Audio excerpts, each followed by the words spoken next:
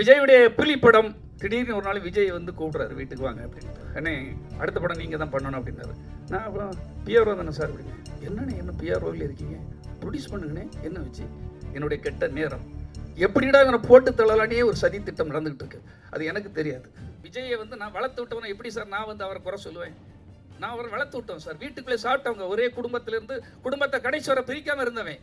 நான் இருக்கிற ஏதாவது நெகட்டிவான நியூஸ் வந்துதா சொல்லுங்க பார்ப்போம். நான் இப்போ கேட்குறேன் சார். தமிழா பாண்டியன் வந்து எழுதுறாரு, பத்திரிகையில் பேசுறாரு. பிடி செல்வகுமார்ங்கிறவர் இருக்கும்போது தான் நம்பர் 1ல அவர் வந்தார். வியூகம் வகுப்பதில் பிடி செல்வகுமாரோட பெரிய ஆளா ஒரு பிரசாந்த் கிஷோர். பீகார்ல டெபாசிட் இழக்கிற ஆளை கொண்டு 10,000 கோடியை கொடுத்து அவனை கொண்டு சேர்க்குறீங்க வியூகம் வகுக்கணும் அப்படின்ட்டு. சரி, இன்னைக்கு வர நான் என்ன அப்படி தப்பு பண்ணிட்டேன்? பத்திரிகையாளர் உங்களுக்கு எல்லாருக்கும் தெரியும். எங்கேயா நான் அவ்வளவு பெரிய ஒரு ரவுடியா, இல்லை தவறானவனா, இல்லை ஏதாவது தப்பு பண்றவனா தெரியாது இல்லையா? சரி, நான் தப்பே பண்ணிருக்கட்டும் சார், என்ன மன்னிக்க கூடாதா? என்ன ஏன் மன்னிச்சு எடுக்க கூடாது? கடைசி வரை அதை எதிர்பார்த்துட்டு இருக்காங்க. நான் என்ன தப்பு பண்ணேன்னு எனக்கே தெரியல.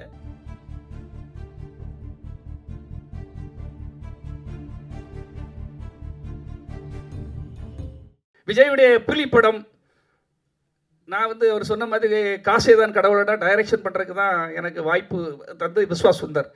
டிஸ்கஷன்லாம் முடிஞ்சு லொக்கேஷன்லாம் பார்த்து முடிச்சிட்டேன். திடீர்னு ஒரு நாள் விஜய் வந்து கூப்பிட்றாரு வீட்டுக்கு வாங்க அப்படின்ட்டு. போனால் அண்ணே அடுத்த படம் நீங்கள் தான் பண்ணணும் அப்படின்னாரு. நான் அப்புறம் பிஆர்ஓ தானே சார் அப்படின்னு. என்னண்ணே என்ன பிஆர்ஓவில் இருக்கீங்க, ப்ரொடியூஸ் பண்ணுங்கண்ணே என்ன வச்சு.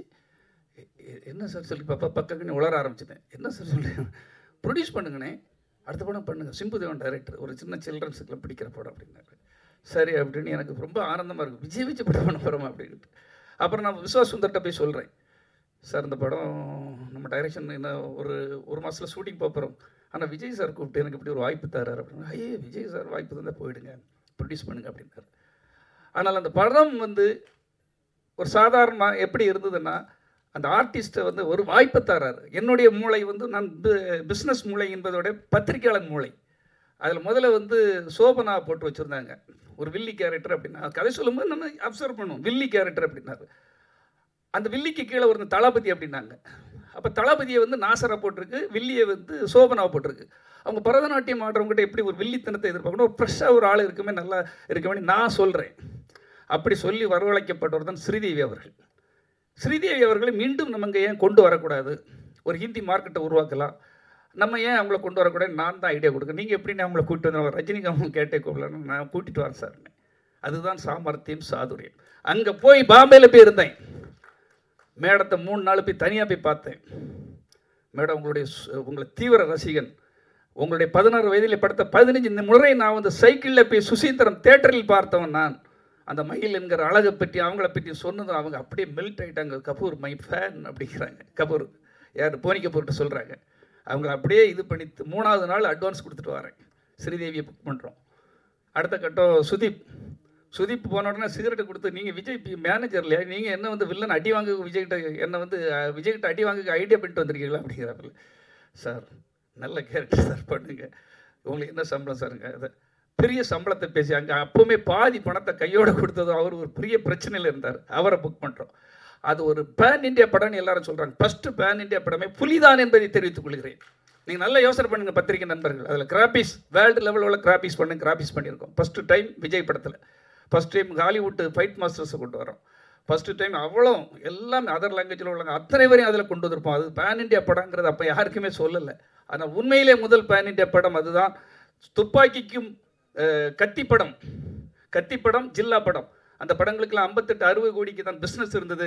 ஆனால் புலி படத்துக்கு 100 கோடி பிஸ்னஸை முதல் முறையாக டச் பண்ண படம் அந்த படம் தான். சிம்புதேவன் அதுக்கு முன்னால் 2 படமும் ஃப்ளாப். அந்த ஃப்ளாப் படங்களுக்கு அப்புறமா அதை நம்ம எப்படி மெருகுபடுத்த வேண்டும், எப்படி அழகுபடுத்த வேண்டும் என்று அழகுபடுத்தினோம். இந்தியாவிலே மோஸ்ட் வாண்டட் மூவிங்கிற பேரில் வந்து புலி ஷாருக்கான் படம் 2 பேர் தான் வருது. அந்த அளவுக்கு அதை மார்க்கெட்டிங் பண்ணுறோம். என்னுடைய நேரம், என்னுடைய கெட்ட நேரம். ஒவ்வொரு மனிதருக்கும் நல்ல நேரமும் வரும், கெட்ட நேரமும் வரும். கூட இருக்கவங்கெல்லாம் பார்த்துட்டு இருக்கான், போட்டு விடுறான்.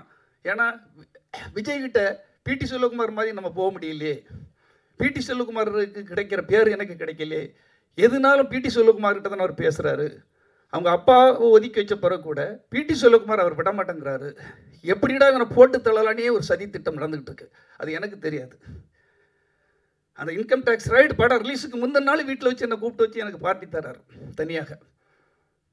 ஐ ப்ரௌட் ஆஃப் யூனே அப்படின்னு சொல்கிறார். இதை நான் ஏன் சொன்னேன்னா அவர் காது கூட போட்டோம் 2 நாளைக்கு முன்னால். ஐ ப்ரௌட் ஆஃப் அண்ணா அப்படின்னு சொல்கிறார்.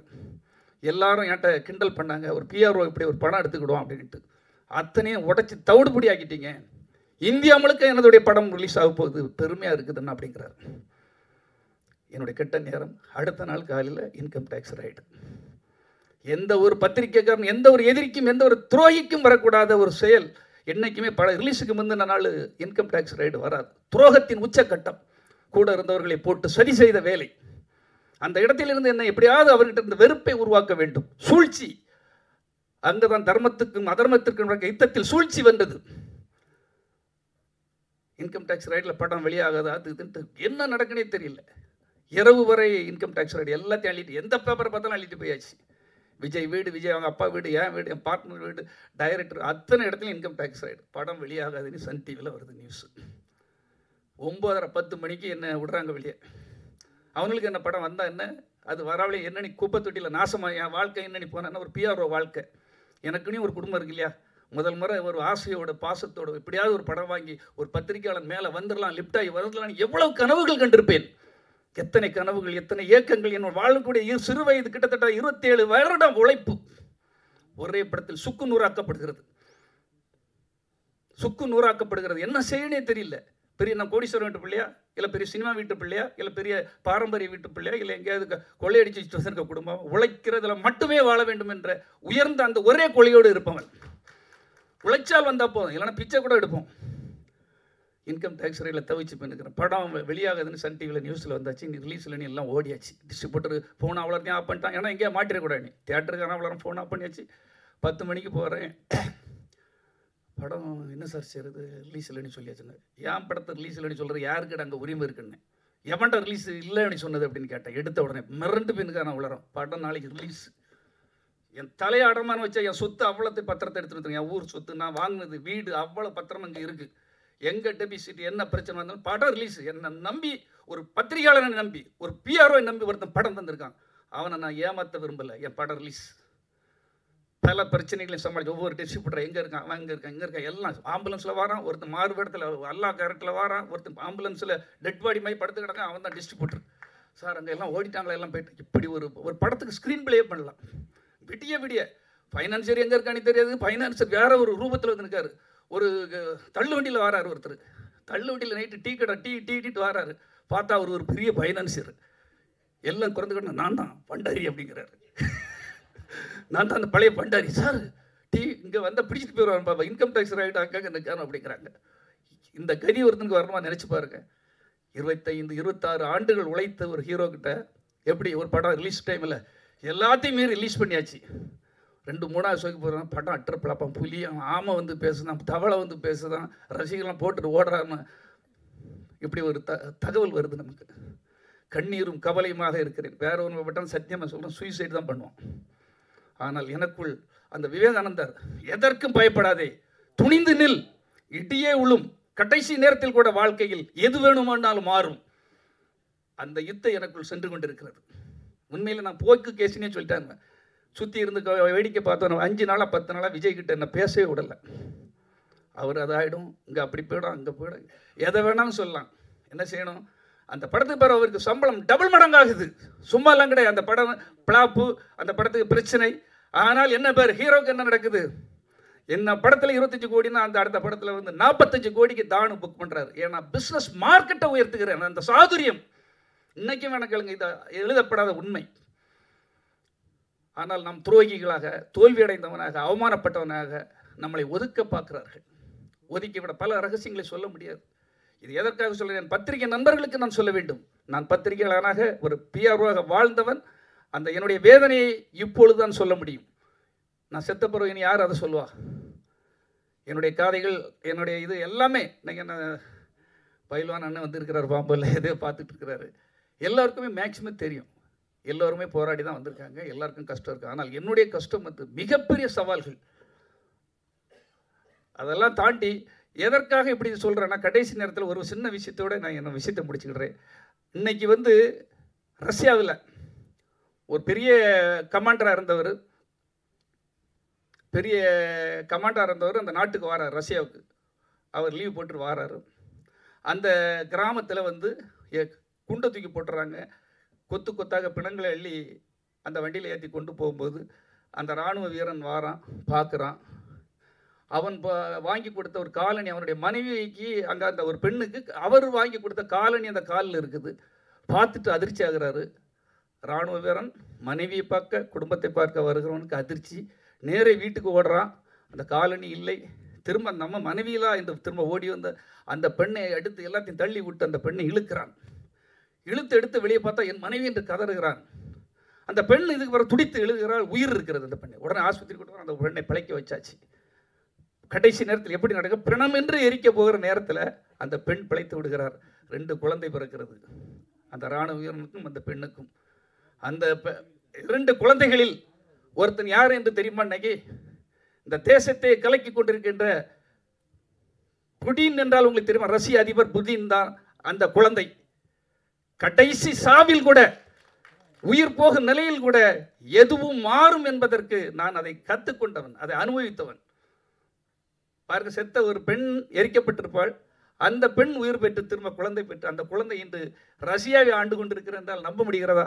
இது உண்மை.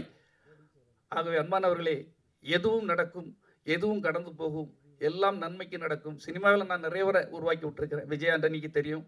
அதே போல் விஜய் சேதுபதி, பல ஹீரோக்களை, ஜீவா மேனேஜராக, பிஆர்ஓவாக பலருக்கும் ஒரு அச்சய பாத்திரம் என்று சொல்வார் என்னை ஆர்பி சௌத்ரி அவர்கள். எங்கே போனாலும் உனக்கு அப்படி ஒரு உன்னுடைய ராசி அப்படி என்பார்கள். ஆனால் நான் தான் வீழ்ந்து விட்டேன். ஆனால் வீழ்ச்சி அப்படி அல்ல, வேறொரு ரூபத்தில் இந்த கலக்குபை மக்கள் இயக்கம் என்று கன்னியாகுமரியில் அந்த இடத்துல எந்த கோட்டைக்குள்ளே நுழைய முடியாத செக் போஸ்ட் போடுற அளவுக்கு போட்டு வைக்கிற அளவுக்கு இந்த 5 ஆண்டுகளில் பண்ணி வச்சுருக்கேன். நீங்கள் அங்கே வந்து பார்த்தா தெரியும் உங்களுக்கு. இதை நான் பெருமைக்காகவோ ஆனதுக்காக சொல்ல. உழைப்பு என்னைக்கும் நம்மளை தோற்கடிக்காது. பொறாமை தோற்கடிக்கும், ஆணவம் தோற்கடிக்கும், கோபம் தோற்கடிக்கும், பொய் சொல்வது கோபத்தோ நம்மளை தோற்கடித்து விடும். உண்மையும் உழைப்பும் எந்த காலத்திலே நம்மை தோற்கடிக்காது என்பதை மட்டும் தெரிவித்துக் கொள்கிறேன். அதுக்கு நானே உதாரணம். டாக்டர் பட்டம் கூட எப்படி வேணாலும் பெற்று, டாக்டர் பட்டத்துக்காக சொல்லலை, மக்களின் மனதிற்குள் சென்றிருக்கிறேன். எங்கள் மாமாவுக்கு தெரியும், இங்கே இருக்கிற என் நண்பர்களுக்கு விகேக்கு தெரியும். வெங்கடேஷ் வந்து என் கூட தான் இருக்கிறான். கலப்பை மக்கள் இயக்கம் மூலமாக எந்த நன்மை செய்தாலும் அவனுக்கு தெரியும். அதே போல் இன்னைக்கு விமலா மாமி இங்கே வரைக்கும் தந்திருக்காங்க.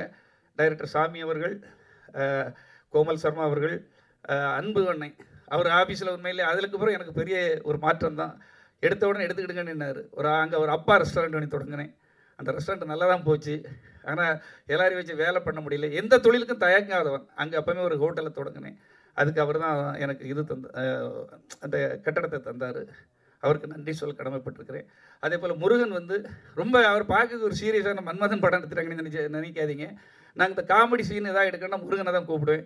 எங்கே இருந்தாவது அழகாக எடுத்துகிட்டு வந்து அப்படியே பூ மாதிரி வந்து ஒரு படத்தை பார்த்து அழகாக சீன்ஸ், இங்கிலீஷ் படத்தை நல்லா பார்ப்பார். நல்ல சீன்ஸ் அழகாக சொல்லுவார். அதுவும் கதை கேட்ட சீன் சொல்லுவார். நல்ல திறமையாளர். பார்க்க அதான் திறமையாளர்கள் சில டைம் அவங்க ஏதோ ஒரு சூழலில் வீழ்த்தப்பட்டிருப்பார்கள், இல்லை துரோகங்களால் முடக்கப்பட்டிருப்பார்கள்.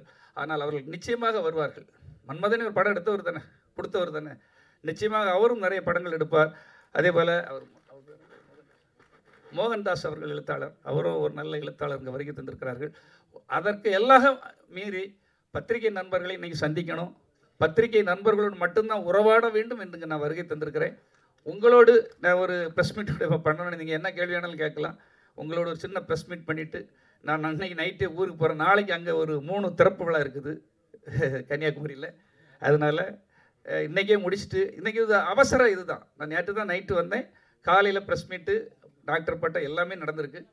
எனக்கு சந்தோஷமாக தான் போகிறேன். எனக்கு இதுதான் போதும். அதான் சொன்னோம் இல்லையா, மகாபாரதத்தில் அத்தனை படங்களும் எனக்கு வேண்டும்னு துரியோதனன் போனால் எனக்கு கிருஷ்ணர் போதும் என்று அர்ஜுனன் சொன்னாங்க. எனக்கு பத்திரிகை நண்பர்கள் போதும் என்று சொல்லி தான் உங்களிடமிருந்து விடைபெறுகிறேன். வந்த அனைவருக்கும் மீண்டும் ஒரு முறை நன்றியை கூறி விடைபெறுகிறேன். நன்றி, வணக்கம்.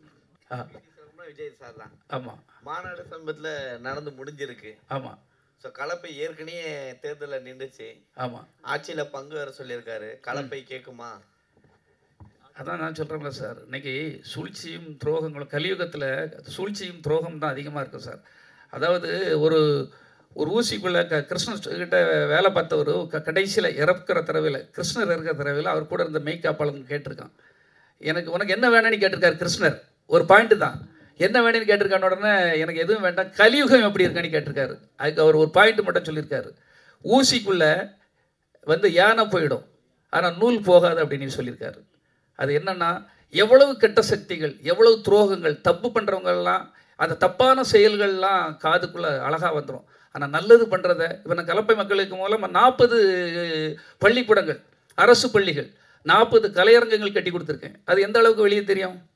ஆனால் சாதாரண ஒரு நடிகர்களோ ஒரு நடிகையோ எங்கேயோ போய் நின்று நோட்டை கொடுத்து அதை பண்ணிட்டாங்க இதை பண்ணிட்டாங்க அத்தனையிலும் தலைப்புச் செய்திகளாகும். அவர் சொன்னது எவ்வளவு புரியுதுங்கிறவங்களுக்கு தெரியும்.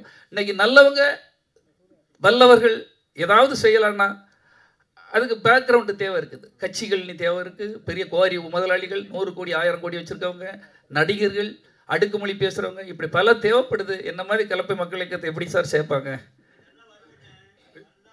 செல்வகுமார் சார், விஜய் சாரோடைய ஆரம்ப கால வளர்ச்சிக்கு நீங்க தான் கூட இருந்தீங்க. ஆமா, அவரோட ரசிகர் மன்றத்தை வந்து நீங்க அவ்வளவு கஷ்டப்பட்டு வளர்த்தீங்க. நீங்களும் சரி, அவங்க அப்பாவும் சரி. இன்னைக்கு அவ்வளோ பெரிய அரசியல் கட்சி பண்ணும்போது நீங்களும் கூட இல்லை, அவங்க அப்பாவும் அந்த அரசியல் கட்சியில் இல்லை. உங்க 2 பேரையும் பிரிச்சது யாரு, என்ன காரணம்? அதான் ரொம்ப நாளமாக இன்டெரக்டாக தான் சொல்லிட்டு இருக்கேன். கொஞ்சம் டைரெக்டாக சொல்லுங்களேன். சதிகள் தான் வெற்றி பெறும். அதான் பல இடங்களில் சதிகள் வெற்றி பெறும் சார், சூழ்ச்சிகள் வெற்றி பெறும். இப்போ அவங்க அப்பா வந்து அவருக்கு யார் இருக்கா சொல்லுங்கள்? சந்திரசேகருக்கு யார் இருக்கா? அவர் பையனை தவிர இன்னொரு பொண்ணு இருந்தால் கூட பரவாயில்ல, ஏதோ அவங்க கொடுத்தா அங்கே கொடுத்தா அந்த பிரிவினைகள் வரக்கு வாய்ப்புகள் இருக்குது. ராமதாஸ் ஃபேமிலியில் நடக்கிற மாதிரி. சந்திரசேகருக்கு என்ன பிரச்சனை? யாருமே இல்லை அவரை தவிர. ஆனால் அவர் இன்னைக்கு நெருங்க முடியாமல் இருக்குன்னா எப்படி ஒரு வளையம் அமைக்கப்பட்டிருக்கிறதுங்கிறது பத்திரிகையாளர் உங்களால் யூகிக்க முடியாதா? அப்போ நான் எப்படி, நானும் ஒரு கிள்ளைக்கிற மாதிரி உங்களை மாதிரி ஒரு ஆள், என்னுடைய சாமர்த்தியத்தாலும் சாதுரியத்தாலும் நான் அவ்வளோ ஈஸியாக அவ்வளோ அடங்கி போகிற ஆள் கிடையாது. அது மட்டும் உண்மை. நீங்கள் வந்து பாருங்கள், மிகப்பெரிய சக்திகள் செய்யாததெல்லாம் என்னுடைய காலத்துக்கு பிறகு அது பேசப்படும். அத்தனை கல்வெட்டுகள் அங்கே இருக்கிறது. அதுக்காக தான் நான் உயிரை கொடுத்து போராடிக்கிட்டு இருக்கேன். தர்மம் வெல்லுமா, நியாயம் வெல்லுமா, இல்லை துரோகங்கள் வெல்லுமா, கவர்ச்சி வெல்லுமா என்பது கடவுள் சொல்லட்டும். கடவுள்கிட்ட, பத்திரிகையாளர்கிட்ட, உங்கள்கிட்ட ஒப்படைச்சிடுறேன். என்ன சார் இந்த சூழ்ச்சிகள் இருக்குல்ல சார் உங்களுக்கு அப்படி இருக்குது, இப்படி இருக்கா, அது அப்படி இப்படின்னு இப்படி ஒரு இதெல்லாம் இருக்கும்போது அது வருங்கிறத நம்ம எப்படி சொல்கிறது? காலங்கள் அதான் நல்லவர்கள், அதாவது நல்லவர்கள் கூட போய் சேரணும் சார். நல்லது சொல்லவங்க வேணும் சார். இப்போ நான் உதாரணத்துக்கு கேட்குறேன் சார், இவ்வளோக்குள்ளே நீங்கள் கேட்குறனால, கன்னியாகுமரி மாவட்டம், திருநெல்வேலி மாவட்டத்தில் என்னுடைய ஆளுமை சக்தியில் ஒரு தனிநபராக, அதாவது பெரிய கட்சியிலேருந்து எல்லாம் செய்திருக்கலாம், தனிநபராக இன்றைக்கி அவ்வளவு ஒரு பெரிய ஒரு படைகளையோ பெரிய ஒரு சக்தியையோ பெரிய நடுநிலையாளர்களை ஈர்ந்து வச்சிருக்கிறேன். அந்த என்னுடைய ஒரு செல்வாக்கு வந்து எந்த எம்ஜிஆர் எப்படி எதிரியாக இருந்தாலும் கூட இழுத்துக்கிடுவார். கலைஞர் எப்படி சாதுரியம், எதிரியாக இருந்தாலும் அவங்க கட்சிக்கு பலம் வேண்டும். ஒவ்வொரு மாவட்டத்தில் அங்கே காவலன் மாதிரி, ஊர் காவலன் மாதிரி வேணும். அப்போ ஏன் என் பேர் அங்கே அடிபடாமல் இருக்குது? நான் கேட்குறேன், உங்ககிட்டே கேள்வி கேட்குறேன், நீங்களே எழுதுங்க. நீங்கள் தான் சொல்லணும். இப்போ ஒவ்வொரு ஊருத்துக்கும் அந்த இடத்துல வெற்றி பெறணுங்கிறதுனா ஒரு தலைவருக்கு எண்ணமாக இருக்கும். ஒரு சிஎம் ஆகணும்னா எல்லா இடத்துலையும் போய் ஜெயிக்கணும். அப்போ கன்னியாகுமரி மாவட்டத்தை பொறுத்த மட்டும் திருநெல்வேலி மாவட்ட எல்கைகள் எல்லாம் என்னுடைய செயல்களும் திட்டங்களும் அங்கே மிகப்பெரிய அளவில் கொண்டு சேர்த்துருக்கேன். வெறுமனே அவர் வந்தால் அப்படி பண்ணிடுவார், இப்படி பண்ணிடுவார், வந்தால் பண்ணுவாருங்கல்ல, செய்து காட்டியாச்சு. எந்த ஒரு அரசியல் பின்னணியும் இல்லாமல், படைபலமும் இல்லாமல் செய்து காமிச்சாச்சு. அவர் சொன்னார்ல, வள்ளலார் அவங்க பேரவை தலைவர் இருக்கார், அவர் சொல்கிறார், நான் சொல்லலை. நீங்கள் எல்லாருக்கிட்டையும் போய் கேளுங்க அங்கே போய். அப்போ என்ன மாதிரி ஒருத்தரை பயன்படுத்தணும் பிற கட்சிகள்லாம் விரும்புகிறாங்க. உங்களுக்கு ஒன்றும் புரிஞ்சுக்கிடுங்க, நான் யாருக்கிட்டையுமே பிடி கொடுக்கல. என் தலைவன், நான் வாழ்க்கையை ஒருத்தனுக்காக வாழ்ந்தேன், அவனுக்காகவே தியாகம் செய்தேன், அவருக்காகவே பார்த்துக்கிட்டு இருக்கிறேன். எல்லாத்தையும் கொடுக்கக்கூடாதுன்னு சொல்லல. ஏன் இப்போ எல்லாத்தையும் தேடி போகிறீங்க இல்லையா? நான் இப்போ கேட்குறேன் சார், தமிழா பாண்டியன் வந்து எழுதுறாரு, பத்திரிகையில் பேசுகிறாரு. பிடி செல்வகுமார்ங்கிறவர் இருக்கும்போது தான் நம்பர் 1ல் அவர் வந்தார். ஏஆர் ரஹ்மான் நம்பர் 1ல் வந்தார். விஜய் ஆண்டனி பெரிய ஹீரோ ஆனார். விஜய் சேதுபதி ஹீரோ ஆனார். பிடி செல்வகுமார் இருந்தார். வியூகம் வகுப்பதில் பிடி செல்வகுமாரோட பெரிய ஆளாக ஒரு பிரசாந்த் கிஷோர். பீகாரில் டெபாசிட் இழக்கிற ஆளை கொண்டு 10,000 கோடியை கொடுத்து அவனை கொண்டு சேர்க்குறீங்க வியூகம் வகுக்கணும் அப்படின்ட்டு. இந்த ஊரில் என் மண்ணின் புவியியல் அமைப்பு, கட்டமைப்பு, பேச்சாளர், எழுத்தாளர், பத்திரிகையாளர் என்ன விட அவர் சொல்கிறார் 10 மடங்கு சமம் அப்படின்னு. நீங்கள் வேணா எல்லாம் பேட்டிகளில் இருக்க அதை வேணா பாருங்க. பிரசாந்த் கிஷோரோட 10 மடங்கு வீராதி வீரன், திறமையாளன் பிடி செல்வகுமார்னு பேசியிருக்காரு. உங்களுக்கு அது தெரியும் சார். செல்வகுமார் சார், அதே மேடையில தான் அவர் சொல்லியிருக்காரு, திமுகவையும் பாஜகவையும் நாங்கள் வந்து எதிர்க்கிறோம் அப்படின்னு சொல்லிட்டு. டிவிகே விஜயை வந்து கலப்பை மக்கள் எதிர்க்குமோ ஒருவேளை எலெக்ஷன்ல, தேர்தலில்? இல்லை, எதிர்க்கணிலாம் சொல்லலை சார். என்ன சார், எனக்கும் ஒரு தன்மானம் இருக்கலாம் சார். உங்களை சேர்க்கவே இல்லைன்ட்டாங்க, அப்போ ஆப்போசிட் தானே ஆகுவீங்க. அது காலத்தின் கட்டாயம் தான். நான் இன்னைக்கு வர நான் இதுக்கு இல்லை. என் தலைவன், நான் அவரை நேசிக்கிறேன். விஜயை வந்து நான் வளர்த்து விட்டவனை எப்படி சார் நான் வந்து அவரை குறை சொல்லுவேன்? நான் அவரை வளர்த்து விட்டோம் சார். வீட்டுக்குள்ளே சாப்பிட்டவங்க, ஒரே குடும்பத்திலிருந்து குடும்பத்தை கடைசி வரை பிரிக்காமல் இருந்தவன். நான் இருக்கிற ஏதாவது நெகட்டிவான நியூஸ் வந்துதா சொல்லுங்க பார்ப்போம். ஏன்னா ஒரு மேடையிலேயே அதிமுக இல்ல காணாம போயிடுச்சுன்னு சொல்லியிருக்காரு. அதிமுக தொண்டர்கள் வந்து இதுக்கு தான் ஓட்டு போட போறாங்க அப்படின்ற மறைமுகமா வாங்க அப்படின்னு கூப்பிடுறாரு.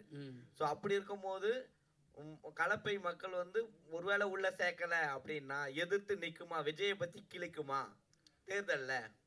சார் தேர்தலில் வந்து இன்னைக்கு வரை நான் முடிவு எடுக்க முடியாத சூழலில் தான் இருக்கேன். தேர்தல் நிற்காம கூட போகலாம், ஆனால் கண்டிப்பாக நான் நிற்பேன். ஏன்னா என்னுடைய மக்கள் அனைவரும், அதாவது நீ வந்து அதிகாரம் இல்லாமல் இவ்வளவு செய்கிற, நீ அதிகாரத்துக்கு வந்தால் பிடி செல்வகுமார் என்ன செய்வார், அவருடைய ஆளுமை என்ன அப்படின்னு அந்த மக்கள் பேச ஆரம்பிச்சிருக்காங்க. நம்மளை கண்டிப்பாக வரணும்னு எல்லாரும் விரும்புகிறாங்க. ஆனால் நான் வாரேன், என்னையும் சேர்த்துக்கிடுங்க. ஏன்னா விஜய் சாரை பற்றி உங்களுக்கு தெரியும், அவருடைய வளர்ச்சிக்கும் அவருடைய அந்த ஏற்றத்துக்கு நான் ஒரு காரணமாக இருந்த என்னுடைய முதல் தளபதி அவர் தானே சொல்லி சந்திரசேகரும் பேசியிருக்காங்க, விஜயும் பேசியிருக்காங்க. எல்லா மேடைகளும் உங்களுக்கு தெரியும், 9 மேடையில் முதல் எல்லா மேடைகளிலும் பேசியிருக்காங்க. அப்போ அந்த முதன்மை தளபதி ஏன் வீழ்த்தப்படுகிறான்? சரி, இன்னைக்கு வர நான் என்ன அப்படி தப்பு பண்ணிட்டேன்? பத்திரிகையாளர் உங்களுக்கு எல்லாருக்கும் தெரியும், எங்கேயா நான் அவ்வளோ பெரிய ஒரு ரவுடியா, இல்லை தவறானவனா, இல்லை ஏதாவது தப்பு பண்ணுறவனா தெரியாது இல்லையா? சரி, நான் தப்பே பண்ணியிருக்கட்டும் சார், என்ன மன்னிக்க கூடாதா? அப்படி என்ன தப்பு பண்ணிடுவேன்? ஒரு படம் ஃபெயிலியர் ஆகி போச்சு சார். சரி, என்ன ஏன் மன்னித்து ஏன் உள்ள எடுக்கக்கூடாது? எம்ஜிஆர் எத்தனை வரை மன்னிச்சிருக்காரு, ஜெயலலிதா அம்மா எத்தனை வரை மன்னிச்சிருக்கிறாரு, கலைஞர் எத்தனை வரை மன்னிச்சிருக்கிறாரு, என்ன ஏன் மன்னிச்சு எடுக்கக்கூடாது? கடைசி வரை அதை எதிர்பார்த்துட்டு இருக்காங்க. நான் என்ன தப்பு பண்ணேன்னு எனக்கே தெரியல. அப்படியே தவறு பண்ணியிருந்தால் கூட நான் மன்னிப்பு கேட்க தயாராக இருக்கிறேன். ஏன் நீங்கள் எனக்கு மன்னிப்பு தரக்கூடாது? என்ன மாதிரி ஒரு வீரனை இழக்க ஏன் நீங்கள் விரும்புகிறீர்கள்? நான் எதிர்கூடாரத்தில் போய் அங்கே பணியாற்ற எனக்கு பிடிக்கல. என்னை கூப்பிட்டுட்டு தான் இருக்காங்க, 3 கட்சியிலுமே என்னை கூப்பிடுறாங்க, அதுதான் உண்மை. கன்னியாகுமரி மாவட்டத்தில் தொகுதி அதை உளவுத்துறை ரிப்போர்ட் என்ன சொல்லியிருக்குன்னா, ஒரு பத்திரிகையிலும் எழுதியாச்சு, கலப்பை மக்கள் இயக்கம் பிடி செல்வகுமாருடைய ஆதரவு இல்லாமல் எந்த கட்சியும் அங்கு வின் பண்ண முடியாதுன்னுட்டு புள்ளி வரத்தோட போட்டு விட்டாச்சு. சரி, ஏன் என்ன எடுக்க உங்களுக்கு என்ன தயக்கம்? யார் தடுக்கிறாத?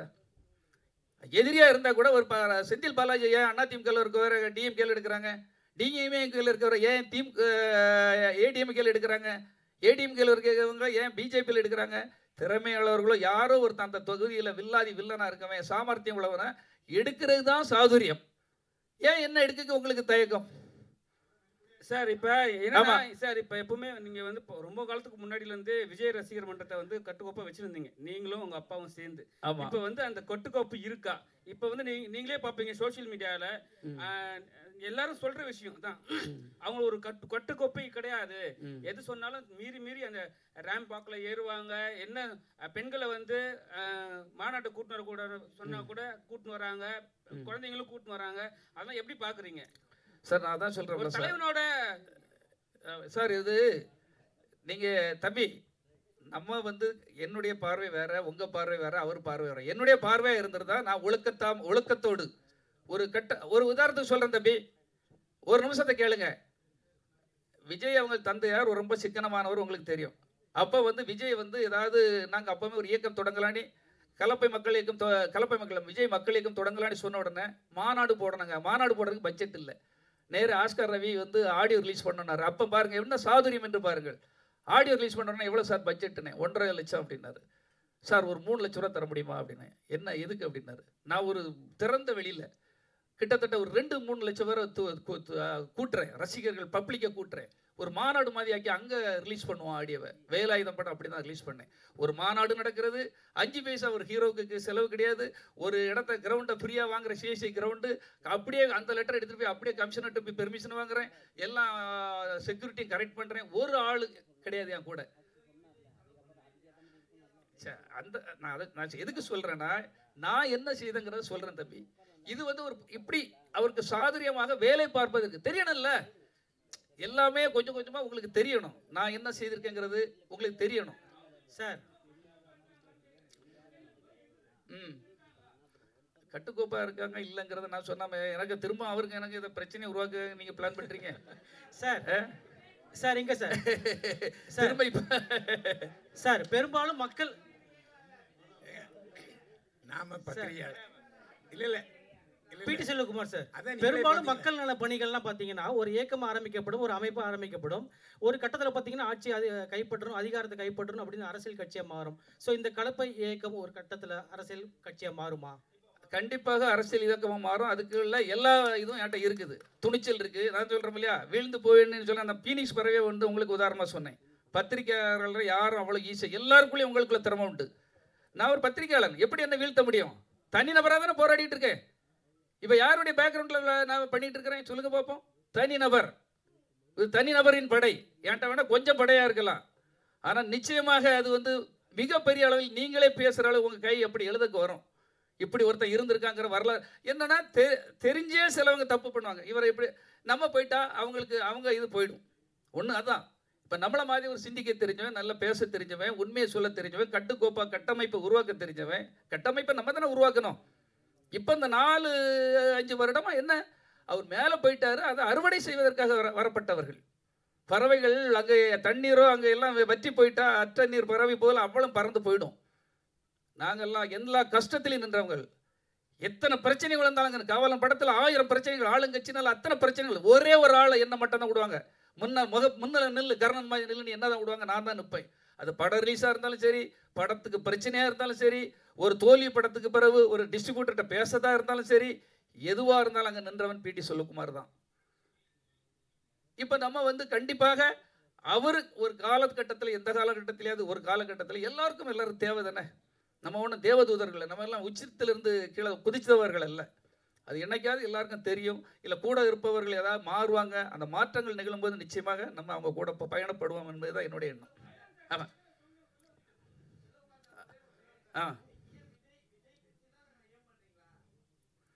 சார் நான் பலா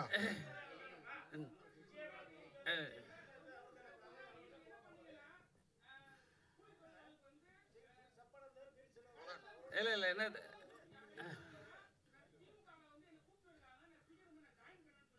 சார், அடுத்த ஷோக்கு டைம் ஆச்சு சார். சரி, ஃபைனலாக ஒன்று சொல்லிடுறேன். ஃபைனலுக்கு கேட்டிருக்கேன். அதாவது எந்த காலமும் இதே போல் இருக்காது. இன்னைக்கு நிரந்தர எதிரிகளும் கிடையாது, நிரந்தர நண்பர்களும் கிடையாது, துரோகமும் கிடையாது, நட்பும் கிடையாது. என்னைக்காவது ஒரு நாள் நல்லது நடக்கும். நம்ம சேவை செய்கிறோம். அப்படி இல்லை என்றால் கூட காலம் தீர்மானித்தால் தனித்து நின்று கூட கண்டிப்பாக நான் ஜெயிப்பேன். அந்த நம்பிக்கை எனக்கு இருக்கிறது. எது வேணாலும் செய்வேன். பைலான் சார் ஏதோ பேசணுங்கிறாங்க, பேசுவாங்க. அதாவது இங்கே இருக்கவங்களே செல்வகுமாரோட அதிகமாக தொடர்பு வச்சுருந்தவன் நான் தான். அதை யாரும் மறுக்க முடியாது. யாராவது எனக்கு சீனியர் இருக்காங்களா? அவரை பற்றி அணுவாக தெரிஞ்சவர் நான். அவர் வந்து எந்த பிரச்சனையை தொட்டாலும், எந்த தொழிலை தொட்டாலும் அது மேன்மையை அடையக்கூடியவர். சோசியை பற்றி நடத்தி தமிழ்நாட்டிலே லாபம் சம்பாதிச்சார் அவர் தான். இல்லைன்னு யாருக்கா உங்களுக்கு தெரியுமா? அந்த மாதிரி நான் இப்போ உங்களுக்கு கேள்வி கேட்குறது என்னென்னா, நீங்கள் பத்திரிகையாளர், பத்திரிகை உரிமையாளர், நிருபர், PRO, production manager, production executive, தயாரிப்பாளர், இவ்வளவு பன்முகங்கள் கொண்ட உங்களுக்கு பிடிச்ச தொழில் எது? மனநிறைவை தந்த தொழில் எது? அம்மா உங்ககிட்ட தான் கேட்குறேன். கடைசியில் யார்கிட்ட நான் அவங்ககிட்ட கேட்குறேன். இல்லை, எனக்கு பிடித்த தொழில் இப்பவும் சொல்கிறேன் சார். திரும்பவும் பத்திரிகை நிருபராக வந்து கேள்வி கேட்டு எனக்கு எழுத்து தான் ஆசை. ஆனால் சூழல் வந்து என்னை வந்து ப்ரொடியூசர் ஆகிட்டு டைரக்டர் ஆகிடுச்சு. இன்றைக்கி கலப்பை மக்கள் இயக்கம் மூலமாக எனக்கு சர்வீஸ் இயக்கம் வந்துடுச்சு. இயக்கம் மூலமாக நிறைய தொண்டாட்டிட்டு இருக்கேன். இது நல்ல மன திருப்தி இருக்குது. மீண்டும் எனக்கு பத்திரிகையாளராக வரணும்னு எனக்கு ஆசை இருக்கிறது. அதான் உண்மை. நன்றி. நன்றி நன்றி சார்.